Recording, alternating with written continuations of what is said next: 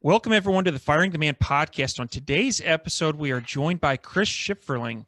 Chris is the managing partner at Global Wired Advisors, which is a leading digital investment bank focused on optimizing the business sale process.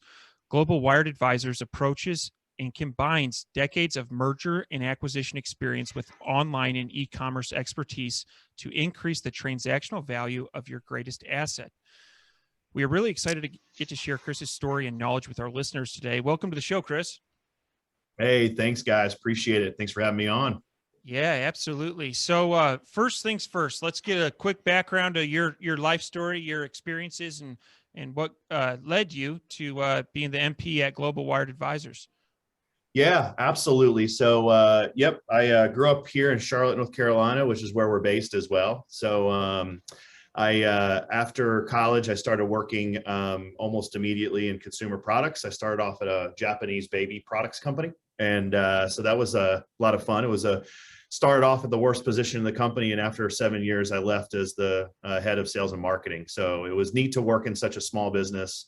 Worked with a lot of familiar names and unfamiliar names that are now familiar names. Like I think I was one of the first Zulily vendors at the time. I worked with Wayfair when they were CSN stores, got to watch them, take over from one floor to multiple floors of the Pru and kind of see the evolution of their business.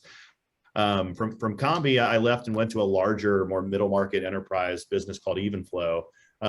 If you have kids, you're familiar with their products. They're basically household brands. They made everything at the time. I mean, feeding, bottles, breast pumps. Yes, I sold breast pumps, and it was really awkward. Dude, me too, and it's been well that's documented. Right. Yes, we talked about this. Yes, that's right. That's right. You sold the competitor, man. You sold Medela, and we owned Amita, and so we were taking them from an institutional brand into an actual retail brand. And imagine for a moment this guy walking into a very backcountry Georgia Babies R Us, where it's all men that were all corn-fed, staring at me while I talked about flange sizes. Very weird. So I was really, I had a strong hand in trade marketing, a little bit of product development, but mostly key account management as a senior director. I worked with all types of, Bed Bath & Beyond, Bye Bye Baby, Walmart, Target, Babies R Us, et cetera, et cetera. So I did a lot kind of on that side of the table, working with buyers and in wholesale and trade marketing in general. And had a lot of experience. Combi was actually one of the first baby vendors on Amazon. Working 1P through Vendor Central. So I had a ton of experience with Vendor Central through my career, working with, all the major e-commerce retail players. It wasn't until I left and went to a premium stroller company that I was working primarily with specialty stores, and I had about $500,000 worth of inventory sitting in a warehouse, and I had to get rid of it. So I put my head down. I learned Seller Central. That was around 2015. And I listened to Manny Coates and Kevin King. And I downloaded all the white papers I could possibly find from all the usual suspects in 2015. I'm sure same as you guys. And, it was really, Cornell and Columbia didn't have an executive course that you could take on Seller Central, even digital marketing for that matter. And so it really was a matter of putting my head down and just kind of school of hard knocks. And so I really learned how to take a widget, like many, many people during that same gold rush, and kind of run it through the Amazon optimization process, right? Finding all the right keywords, understanding your advertising and negative keywords at the time, which have now come back, and really being able to optimize your listing for really strong conversion. And actually did it all through FBM, believe it or not. FBA was just, it actually didn't make sense for us. So anyways, from there, I really put my head down, learned digital marketing, and as well, like all the other functions when it comes to, say, SEO and SEM, et cetera, et cetera. And I took the leap. I finally said, no more W-2, I'm done. And I'm going on my own, and I'm just going to see what happens. Up to this point, I've built a pretty strong network for myself. And so I had a lot of, I'd say out of the gate, really good clients. But I started a consulting business that helped antiquated businesses that were mainly in baby and toy, help them formulate some level of good digital strategy, which, in toy and baby, highly antiquated, seriously. So So it was good. And then from there, met up with my partners. We're all from Charlotte through happenstance. They already, they came from the large institutional bulge bracket investment banks. So, Wells and Bank of America and Deutsche and Citi and JP, et cetera, having, at least over 2 decade long, each of them careers within investment banking. They all did the whole firing the man too, kind of took the leap. You guys know this. Investment banking is not great from a, kind of lifestyle perspective. So, they finally said, okay, I'm done working 80 hours a week and it's time to kind of do my own thing. So we all met up together. They already had another effort that was focused more in the traditional side of business. It was, investment banking for small to medium-sized businesses. So more or less lower middle market to touching middle market type of companies. When I came along, we talked about an effort that would focus primarily on the Amazon market, as well as just kind of all things digital consumer product. And that's really where that effort was born. Global Wired Advisors was born out of a burgeoning need, in our opinion, for a stronger professional process when it came time to selling your business within this particular space. And so, we started pre-Aggregator. They weren't around yet. And those days were tough, knowing that, we saw all the data. We knew where all of this was headed. So it was almost kind of like setting up your shop in the Wild West, right? Knowing that the flood is about to occur, the gold rush was about to occur. And so here we are today. We're about 11 person growing to probably 14 by the end of this year, early Q1 investment bank, heavily focused on digital consumer. Yeah, that's awesome. That's Chris, you got a ton of experience. Exciting. So before we get into kind of the M&A, FBA kind of stuff, let's talk about your entrepreneurial journey a little bit. You mentioned, throughout the W-2, you're like, how long have you been, how long since you fired the man? Fired the man back in 2016, man. Okay. So it's been five years. That's awesome. Congrats. Thank you. So what are some of the fears that you had before you did that, and how did you overcome those fears? Look, you sit in a seat at a corporation where that a paycheck comes every 2 weeks, right? Or it comes every month, and you just know it's steady. And there's a warm blanket feeling knowing that you can rely on somebody else to provide that income for you, even though it's actually much scarier when you look back at it, and way higher risk when you can't control your own destiny. And at any given time, the man, instead of firing the man fires you, right? And so I'd say my concerns prior was just, honestly, it's getting rid of that warm blanket and not really understanding what I would do, And I think a lot of this kind of came out of John A, where I was at that last company I worked for, where I was really forced to become more entrepreneurial. The business itself was family owned. It was about $120 million family owned business, it was the largest baby business in Spain. Actually, it was one of the oldest baby product companies in the world, started in like 1922, I think, or 23.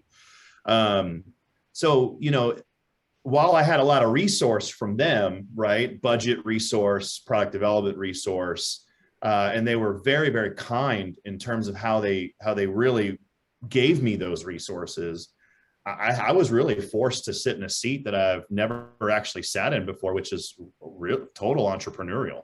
And I didn't necessarily realize it at the time, but it was grooming me for the day of when I said, wait a minute, I can actually make a lot more earnings. Like, I have way more earnings potential doing this by myself. And we'll start with consulting and see where that leads. Nice. One follow-up question to that, and then I'll kick it over to David. Knowing what you were doing back then and what you're doing now, any advice you would give yourself now?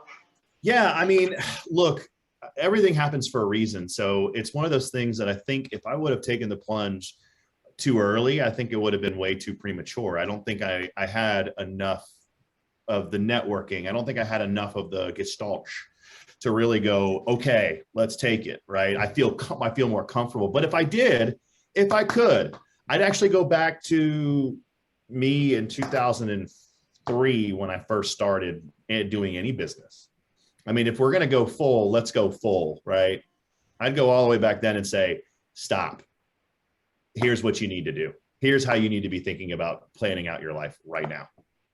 And I mean, obviously, if I could go back, I'd give myself an almanac, just like in Back to the Future Part 2, for all sporting bets for the next 2 decades.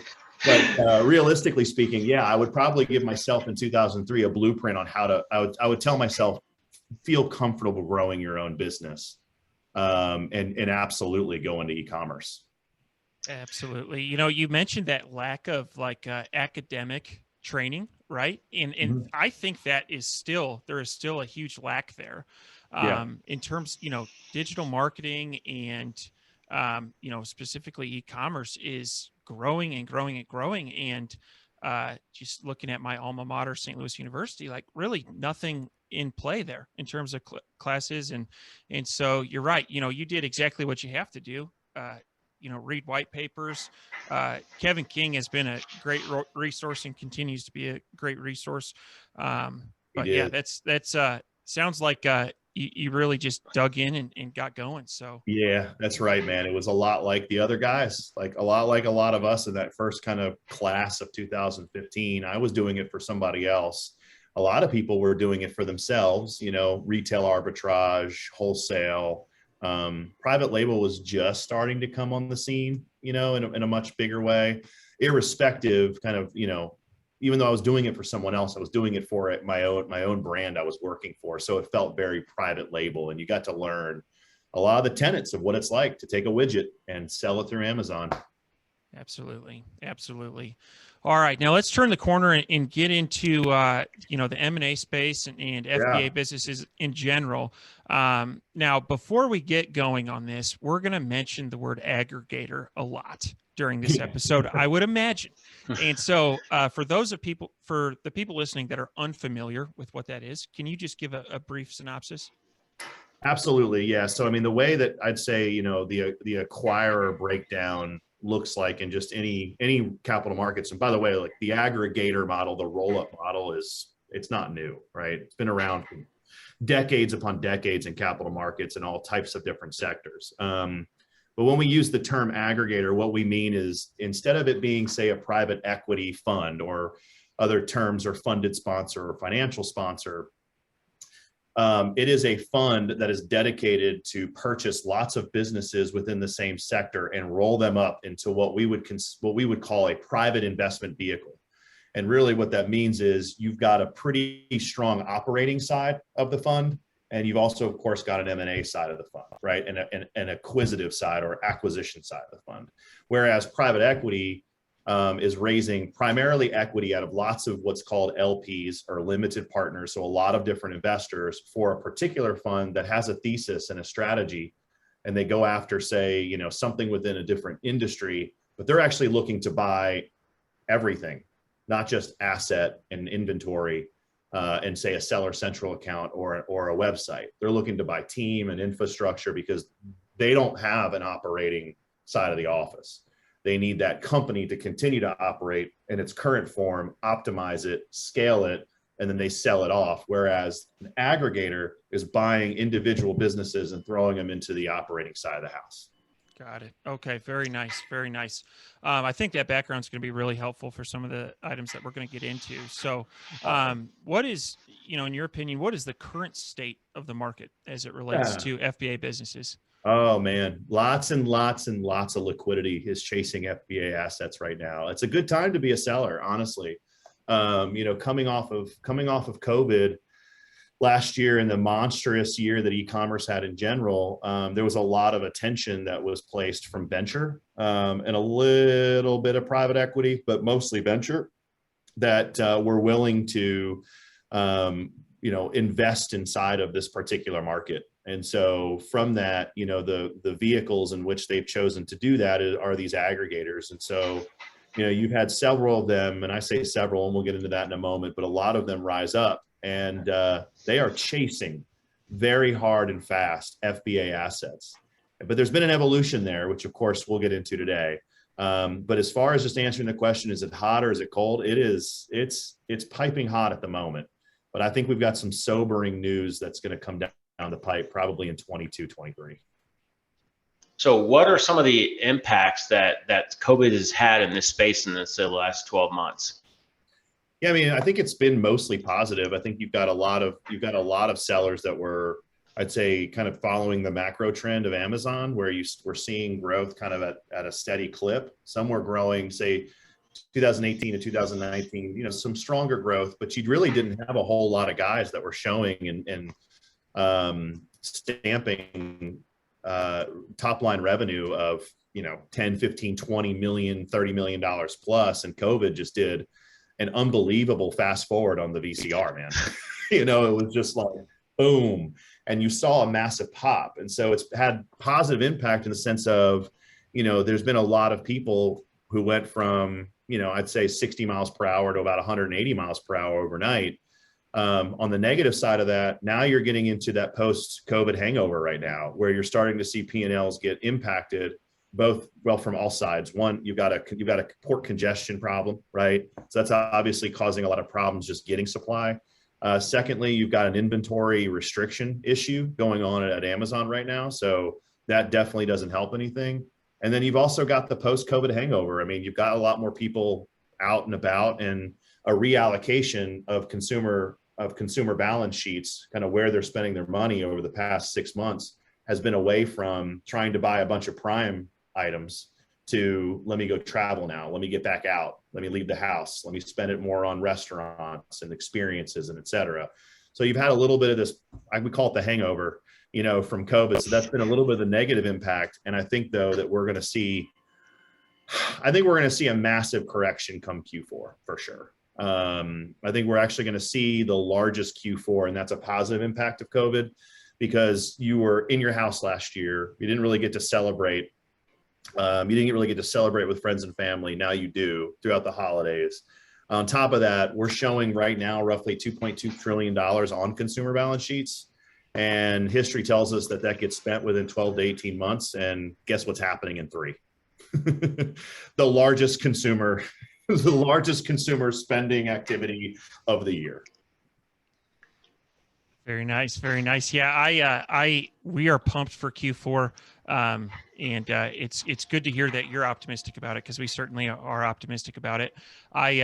Just a quick note back, it was probably a year ago, it was on some finance forum I was on, but someone was talking about EBITDA-C, which is EBITDA before, coronavirus.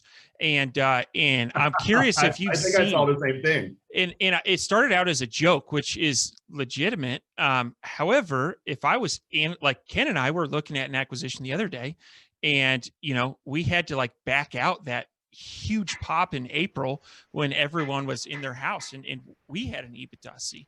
And so anyway, yeah, no, it's been a strange year. I will say this, and this is no plug, I promise, but depending on your intermediary, they can either talk their way through that, or you will have to probably reverse back to a 2019 EBITDA if you have the wrong representation. No plug, I promise. No plug for us. But yeah, there's a lot there. Like, we've had some funds, and specifically, to be blunt, private equity. Private equity has we had one acquisition where they were hot and heavy on the acquisition, and these guys saw a COVID pop, but I wouldn't say it was anything massively significant. They're actually flat this year over last year, which is a huge win in our opinion. And, they were trying to value the business based on 2019 EBITDA, and we just called them out. Do you believe in e-commerce or not? It sounds like you don't have the stomach for it. So it's totally fine. We had 9 other bids from other private equity funds. We're just going to move on, because clearly you're not seeing the longer term here. And there is a longer term. Yeah. As we're talking about, representation, that is the type of person I would want in my corner, is someone who would say, listen, e-commerce is here to stay. I believe we're probably still in the 3rd inning of, just the total e-commerce industry. And from a consumer standpoint, it's a better shopping experience. It just is, in my opinion. So, all right. So the data tailwind is for you, for sure. It's there. Yeah. Yeah. Now you had mentioned some sobering news about the aggregator space. Let's dive into that. What are you thinking? Yeah, I mean, I think it's some high level nuggets. I mean, I'd say number one, there's just too many of them, right? So you have way too much demand and too little supply. And so what's going to happen, and we're already starting to see this, we're already starting to see the sins of some of their past. And I say past like a year ago, a year and a half ago. I mean, these guys haven't been around for very long. It's all very short term so far. They're already seeing their portfolio, some of their businesses, if not, not a majority by any means, but I'd say a significant amount start to see massive softness or even failure, right? And so look, there's a real return on capital here that their investor base is looking for. And when you start to see softness in a portfolio, you're going to have a lot of investors get very queasy about what's happening because the spreads on that return starts to go way down, right? And so they start to ask lots of questions, and then they start to turn to your operating model. And they start to go, do you really know what you're doing? Because it felt like you got a big old fat hall pass through COVID. And now that we're in a post-COVID hangover, do you really understand what it truly takes to operate these FBA assets, right? So I think they're starting to see a little bit of that happen within these aggregator funds. Some of the stronger ones that have been through the more institutional rounds, like the Series A, B, and C. And D, and we all know who I'm talking about, kind of. I'll just call them out. I mean, the Thrasios, the Heydays, the Perches, et cetera. I mean, this is all public domain information. When investors start to see real softness inside of their portfolio, they'll just start asking questions. I think you're going to see a massive correction though through Q4. I think you're going to get a massive bump again. Everybody's going to get a bump, and it's going to be really, really nice. But I think that we believe Q1 and Q2 of next year, it's going to be the prove it to me, are you a real operator or not, right? You're also going to have a lot of anniversaries of earnouts for the first time. In fact, it's a whole swath, and that's going to either be damning from a public reputational perspective, or it's going to be just okay.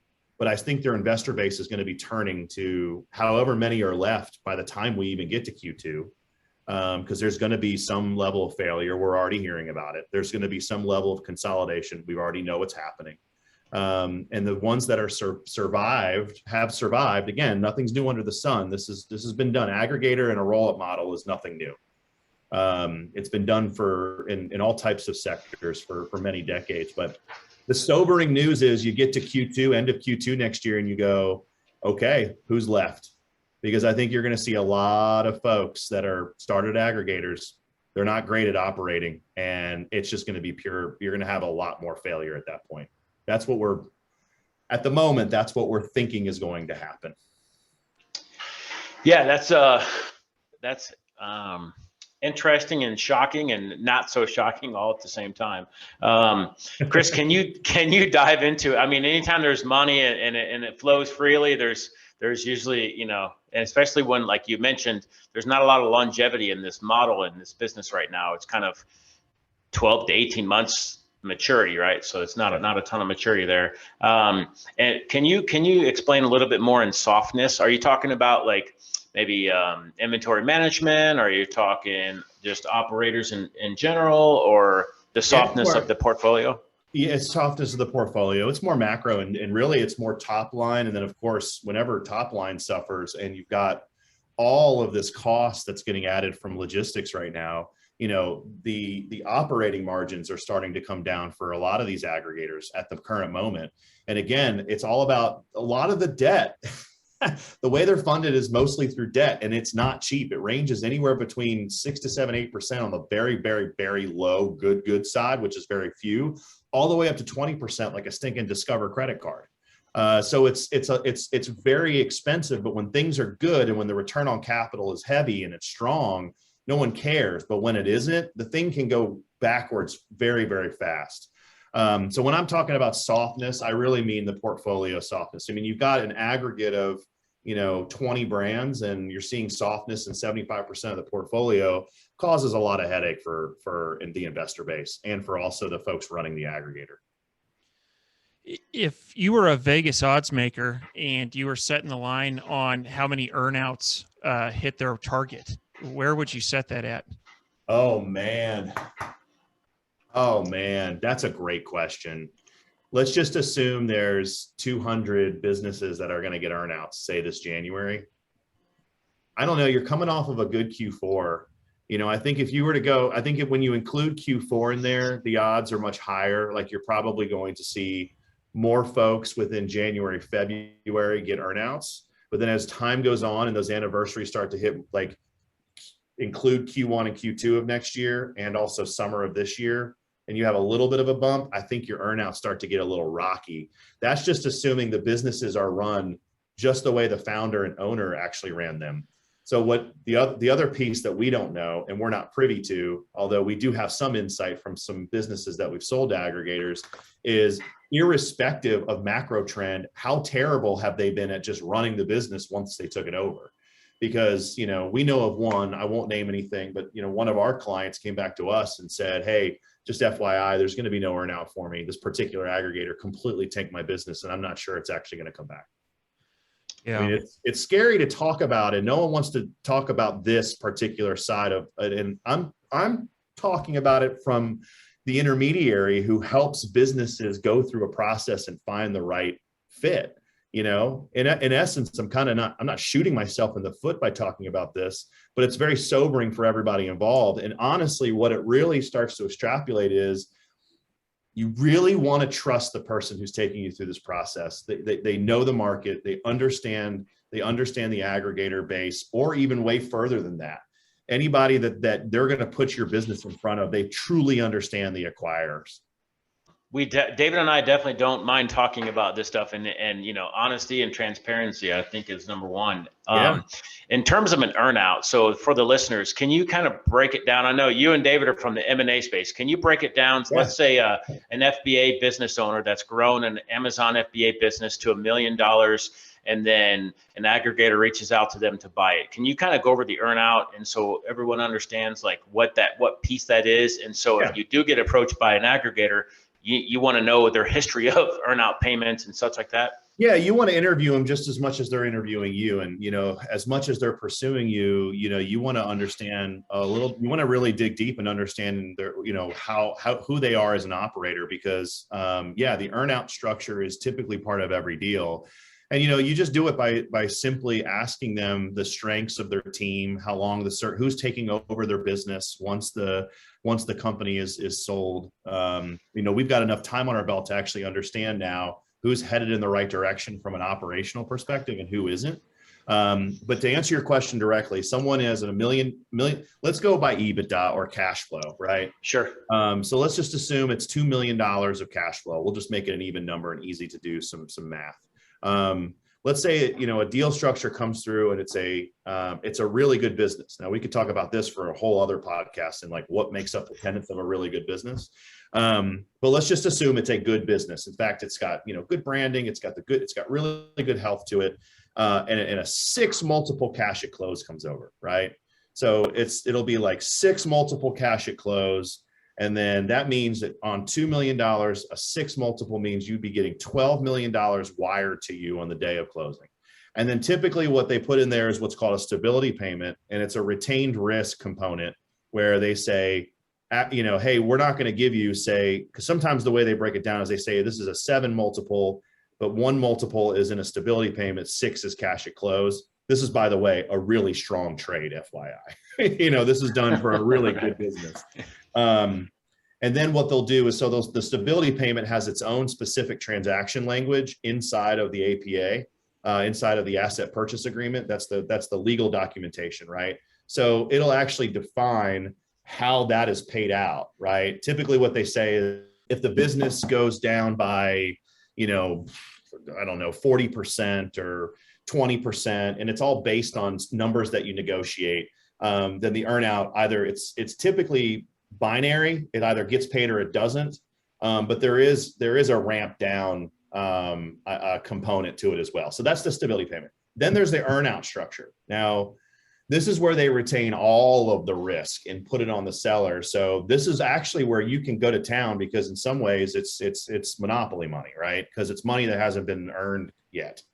It's all future earnings of the particular business. And oh, by the way, you're trusting them to also earn this for you, right? And that's what we just went through as far as like, what's the risk of that? But, a typical earnout structure will probably have about a 2-year, sometimes 3-year component. And it will be, usually it's the increase of net earnings on the business. But then again, there's typical language that's placed inside the APA to where they just can't place a bunch of cost inside of the company if they're basing it off of net earnings. And so they'll say, we'll give you 50% of the net earnings from year 1 to year 2.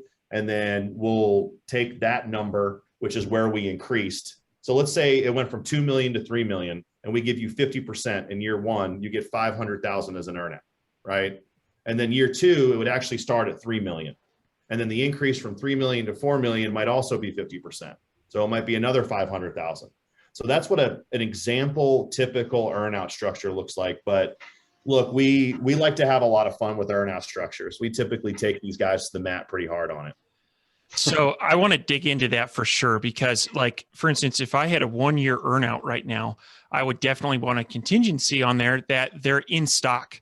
Ken and I have had shipments this year where we assume a 90-day lead time out of China, and it's ended up being 150 days. And that's one thing with Q4. I think those that are in stock are going to win. Yeah, and agreed. We placed our Q4 order at the end of June, just because we were like, we have to get ahead of this, or we're gonna, you miss Black Friday and the Christmas rush, that'll kill you. And so, what are some like, if someone is selling their business, and say they come to you and you're kind of helping them build the strongest deal possible, what are some protections they can build into that earnout? Yeah, I mean, it's all case by case for sure. I mean, we've actually not for the earnout, because it's a little bit difficult to say securitize the earnout. That's probably a better way to put it. So it's difficult to kind of securitize it in a way that like guarantees, because again, it's all retained risk. And that's where you can play around with it a lot. Usually where, the step up from a cash at close is going to be stability payment. That's usually where we spend more time trying to protect, because it's just really difficult to protect an earnout, especially when you're looking 2 years out. So for instance, if you said, hey, you need to be in stock, well, they would say, well, of course we do. We want to sell product. But you can't foresee, if you were selling your business in end of 2020 or whenever, maybe a bad example, but no one really foresaw the fact that, oh my gosh, the congestion at the ports were going to get gummed up this much. No one saw, including the shipping companies, that container prices would go all the way up to $30,000 a can. Like no one saw any of that. So it's unseen forces that it's really difficult. But with the stability payment, I'd actually probably turn our attention more there. We've done some things in the past for our clients where again, you can't securitize it because you just can't, but we got pretty close to the line of almost securitizing that particular stability payment. And that's where I think you can probably have a little bit more stern conversation and firm discussion versus the earnout. It's just too difficult. Okay. But you can play around with the earnout for sure. I mean, we've gotten through some earnouts that, I mean, if they hit, it's going to be awesome for our client. Right.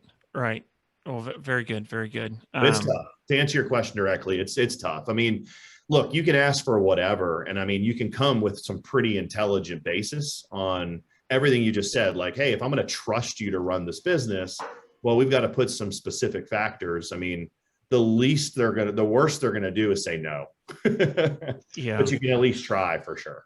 Absolutely. And, one thing that I'll add to what you're saying, and this is to any of our listeners that are thinking about selling their business, I would be very wary. And let me state that this is my opinion. This is not Chris's opinion. Yeah, I agree with you though. But be wary of the company that can close in 30 days. Oh, yeah. Be wary of the company that is going to give your buddy a Tesla for referring you. This is a very complicated, the transaction is very complicated, and having someone on your team who's been through that before and has seen where things go wrong is very helpful. And so I would, this is, anyway, that's what I think is and I get very wary when I hear a company say, yeah, we'll spit you a number in 7 days. It's like, oh man, that's so many moving parts. What are you doing? Oh, I'll tell you a quick story. We were privy to a specific potential client's books and numbers, and we were friends with this aggregator who was really chasing this particular client pretty hard. We knew the real number. They offered him an LOI, didn't even see the numbers, and the basis of the EBITDA that they were using was verbal from the client. We knew the real numbers, and it was almost double what the real numbers were. And so they were basing their whole LOI on vaporware, on just stuff that just didn't exist, like an EBITDA that was completely fake. And I think it just goes back to, I think you nailed a point that, and when you start to look out into 2022 and 23 in this space, the institutionalizing of the space has already started. The professionalizing of the space has already started.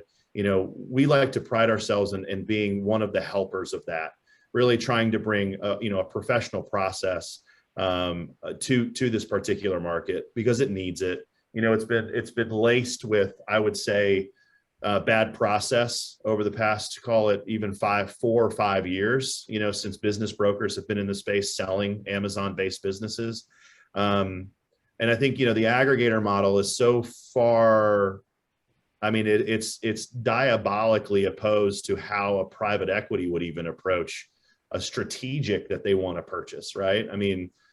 Coming from your background, you understand that, when a PE shop would approach a middle market company and say, we want to pursue an acquisition with you, a merger, an acquisition, et cetera, the intelligent corporate finance team raises their hand and says, we need to hire a banker. It's time to hire a banker. We got to go through a process. And oh, by the way, sure, private equity, it makes all the sense in the world because your platform is our competitor. And this roll up, it's 1 + 1 = 3 and all the business phrases. Okay, we'll give you first shot. We'll give you kind of first look, but anybody in the Fortune 100, 500, 1,000, the way aggregators are approaching sellers right now, they're exploiting the fact that there's not enough education in the space. And they're exploiting the fact that they know that these business owners in that kind of first wave of FBA class almost did like a holy crap, I can't believe I have a business someone wants to buy. And so they almost in themselves struggle to take their business seriously. And so aggregators understand the joke. These guys aren't dumb. They come from very strong institutional investment banking backgrounds. They're exploiting it. That's what they're doing.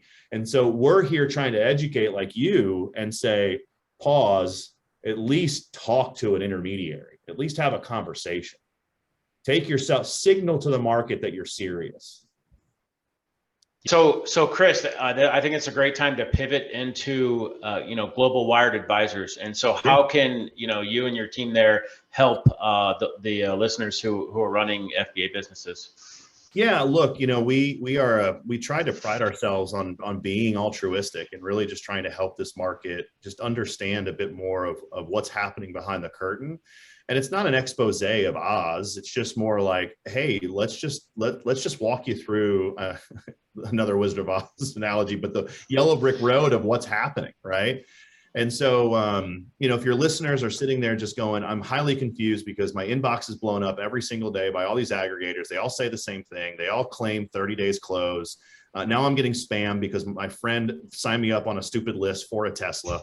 I'm just absolutely tired of this nonsense. There's a lot of noise because there's now, we know of at least 70 strong aggregators, and there's many, many more out there that are pursuing FBA assets and also, I'd say direct to consumer assets, digital consumer products. Just go to our website, contact us. My email address is on there. My phone number's on there. contact us. Let's have a conversation. We don't pitch at our bank. We love to give advice, guidance, and just if there's alignment there, great, awesome. But for the most part, we want to sit there and we want to talk to sellers and help them get educated on what it's like to really take their business serious through a good process, and really what's happening in the landscape and in good analysis of that landscape. Is there an approximate size in terms of revenue or EBITDA that is kind of your sweet spot, or are you looking to talk to anyone who's interested in selling? No, that's actually a really good question. So our engagement criteria typically starts, most sellers speak in revenue, not EBITDA. And so really it starts, I'd say, around the $5 to $6 million mark. We work only with private label sellers, branded sellers, and I'd say branded versus private label, and that's a nuance within itself. But we're looking to take to market, strong brands, good growth, scalability, et cetera. But look, if they said I came from Fire the Man podcast and they shoot me an email, I have a guy right now I'm going back and forth with, he's way too small, but he just really is looking for good advice. He's like, I've gone everywhere. I just need someone to help kind of give me some good insight and what, from your perspective. And I've emailed him a few times and he's just been very thankful for the fact that, we took a pause just to give him some good advice. So that's our engagement criteria, is that 5 to 6 million plus of revenue and a branded, company. But I see if Chris or David, is there anything else you guys want to touch on before we move into the fire round? No, I think I'm good. Look, I would say just as parting ways and kind of where all this is headed, I think the good news for sellers is this. While the space is professionalizing, I think it's time for you to take your business seriously and professionalize your business. I think you need to look to become put brand first, literally focus. If you've got 3 or 4, different categories sitting in one Seller Central, that's fine if you want to cash flow your business, but a year from now, that's not going to be sellable. Aggregators have been purchasing those types of businesses and they have provided lots of hickeys, as we call them. They're not businesses that have longevity. And so I would say that, take this time where the space is growing up and maturing to also grow up and mature your own company. Absolutely. Absolutely. So one last thing, and asking for a friend, of course, say you had 2 operators that had a podcast and they had 3 portfolio companies and they were just starting to get into international markets as well as Walmart. Felt like they were kind of like going to grow very quickly, but haven't quite like realized the full return of that international expansion as well as penetration into WFS. Would you advise them to, wait a year, wait 2 years? What do we think the future of multiples is going to look like? Yeah, for a branded company, the future of multiples is stronger than what it is today. As any, let's take us all back and the listeners to what have been the average multiples for middle market consumer product companies over the past 2 decades. It's been 7 to 14. Well, the average right now is like 4, 5, 3 if you go alone, by the way. Just got to throw that out there. And if you actually have a good intermediary, you can juice that a little bit further. And again, even the multiple is nuanced, but if you look at the past to inform you of what's probably going to happen, consumer product multiple 7 to 14. To answer your question directly, man, it's very much tailored to your growth and where you believe your growth is going to go. So for instance, if your next iteration is international expansion, you see a lot of growth from there, then you are handing over a company that has already started to maybe mature its growth potential with the current product set inside of specific channels. And so then I would turn to you and say, okay, now let's talk about the next 5 years. Like, where are you going next? And it really just depends on those specific inflection points to where you can present a scalable opportunity along with a great product roadmap and a branded business. And that's believable and defendable on where you're going after this international expansion, then we can kind of see where you are at that point. But it really just kind of depends on those specific time periods. Okay. I'll let my friend know you said so. Okay, good. Thank you. Yeah, thank you. Tell him thank you for letting me be on his podcast. The Yeah, friend. for sure. Well, good Awesome. stuff, Ken. Let's get in the fire round.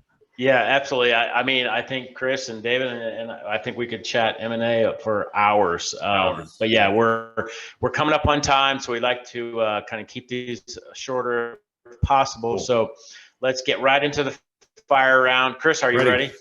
What is your favorite book? Good to Great by Jim Collins. Nice. What are your hobbies? Golf, spending time with family, and watching NFL on the weekends. Awesome. It's coming up, right? What is the one thing that you do not miss about working for the man? Oh, worrying about my job. Nice. What do you think sets apart successful e-commerce entrepreneurs from those who give up, fail, or never get started? Focus. I'd say understanding who you actually are and understanding where you really want to be. So focus produces plan. What do they say in the Army? Proper planning prevents piss poor performance, right?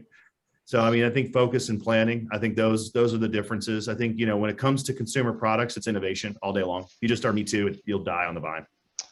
Excellent advice. David, you want to close out the show? Yeah, absolutely. Chris, how can people get a hold of you? Yeah, go to our website. So for the 3% of users that are using Yahoo, go there and do Global Wired Advisors. For the rest of us on Google, you can do the same. We come up. So you can click on our website. It's globalwiredadvisors.com. We've got a valuation tool, which, some people would say, oh, well, that seems weird. You're an investment bank. Why would you have that? We're just meeting our founders and owners where they're at. They like plugging in numbers and they like to spit out kind of, it's a 90,000 foot view of where they're at, type of thing, and really help start a conversation. We have a consultation form. You just simply fill out your information, comes to me. We set up a time to chat, or my email address and phone number are both on the website. So you can just contact me directly. Excellent. And we will post links to all of that in the show notes. Chris, Awesome. Want to thank you for being a guest on the podcast and looking forward to staying in touch. All right. Take care. Thank you.